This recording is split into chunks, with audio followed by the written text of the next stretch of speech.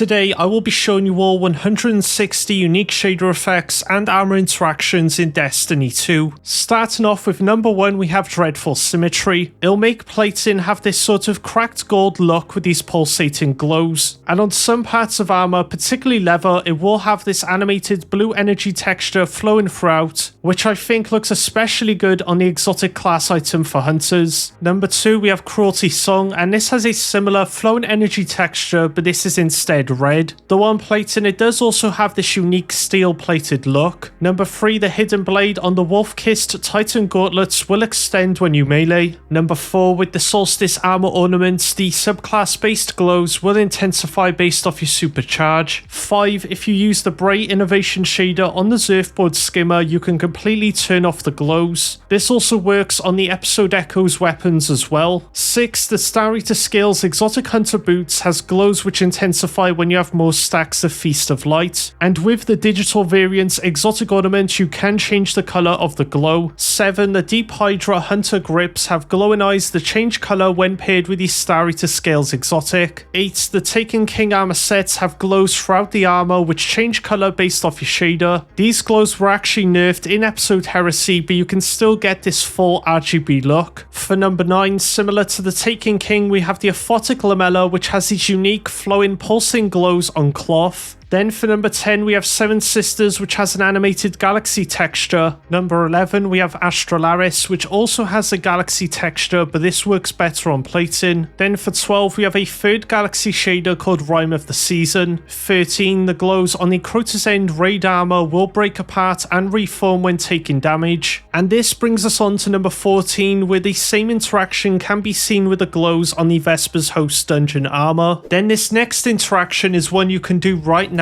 and that is checking out Raid Shadow Legends and their legendary champion, which they are giving away for free. So make sure you watch it till the end so that you do not miss out. Now, I've been playing Raid on PC for a while now, and since playing, my favourite champion has been Sun Wukong with their ability Staff of Wonder. This ability has really helped me progress through the campaign. It deals high damage to a single target, and any surplus damage will be dealt to remaining enemies, making it amazing for taking out groups fast. And what's even better is that this character is free for a promo code I will share in a moment. But now I want to tell you all about the Dwarf faction, which I know a lot of you Titan mains will really like. They are very tanky and amazing for applying debuffs, but what I personally love about them is their fashion. It's a mix between fantasy and steampunk, which I think works really well. And my favourite design is this legendary champion Folin Foulbeard, which literally has a beast head as a trophy on its back. And again, what's even better about this is that just like Sun Wukong, you can get this legendary champion for free using promo code Demon Slayer. Just don't forget to click the link at the top of the description or use the QR code on screen to get exclusive bonuses like starting champion Ultimate Galek and also epic Zargala upon reaching level 15. Anyways, be sure to join my clan or just add me in game, and I hope to see you all in Raid. 15, the Vital Plate adds solar glows when paired with the Laurely Splendor exotic ornament Adamantine Rebirth. Number 16, the Wings flap on the Astral Stasis Drake Dawning armor when floating or falling. For number 17, this same interaction can be seen on the Carapace robes for Warlock. 18, the Antique Filigree Hunter grips will have additional plating when paired with the Assassin's Cowl exotic. 19, the Iron Banner symbols on the Iron Forerunner armor pieces will ignite when the Iron Banner event is active.